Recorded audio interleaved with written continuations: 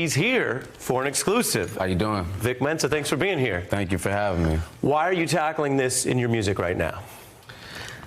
I think like the rest of the nation and the world, when I saw those comments by Matthew Albence, who's now director of ICE, saying that these immigrant detention centers, which we actually are referring to as immigrant prisons because that's really what they are, our prisons, were more like a summer camp than a prison, which is, you know, asinine on so many levels, but also creatively it inspired me because I feel that the duty of art is to disturb the comfortable and comfort the disturbed.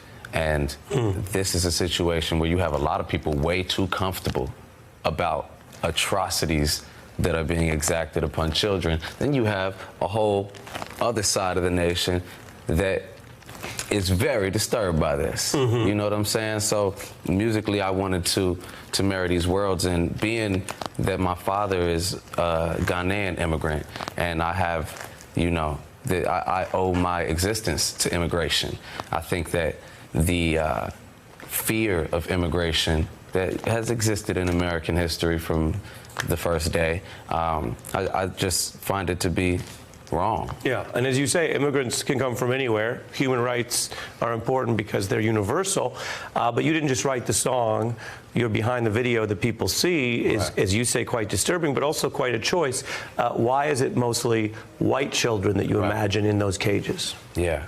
So as I was coming up with the concept, I wanted to display the situations that are really happening in these immigrant prisons, where kids have reported being tortured with plastic bags over their heads. Families have reported being left with no option but to drink toilet water.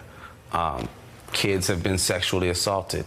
All of these things that are obviously just human rights violations, but are looked over because they're done to people of color, and they're done to immigrants that are poor and are coming from war-torn countries.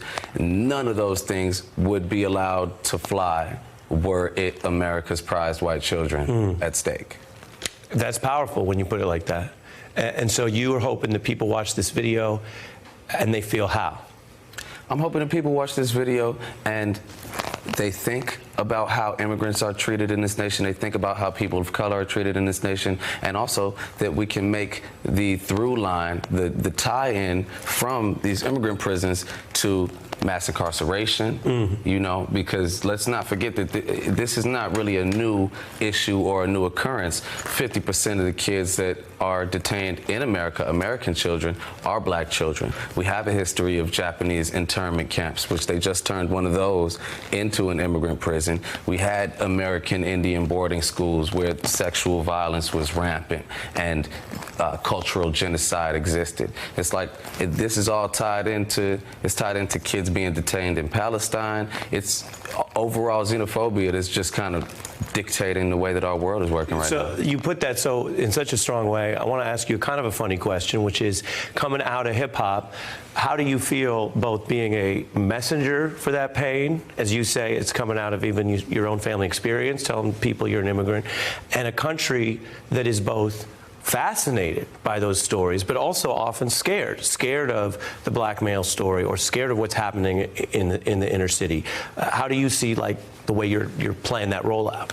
You know, I think my role has always been an empathetic role, and I have empathy for others, even if I don't personally experience what they experience. And I think that when you start to make a human connection, when you see people as numbers and statistics, then it could get lost. You can forget that we're all human beings. I think that's what happens with Chicago oftentimes, and I've seen Chicago be used as a media scapegoat for black male criminalization or criminality, and look at Chicago. Remember when Trump used to love to say that? He's like, don't look over here while I'm robbing American people. Look at Chicago, you know? And so I know what it feels like to be marginalized as just a number or a statistic. And that's what I feel is happening in our border right now, is that a lot of people are just being marginalized into numbers, when no, these are actual human beings. And what's happening to these kids is scientifically proven to have adverse effects to their development Right.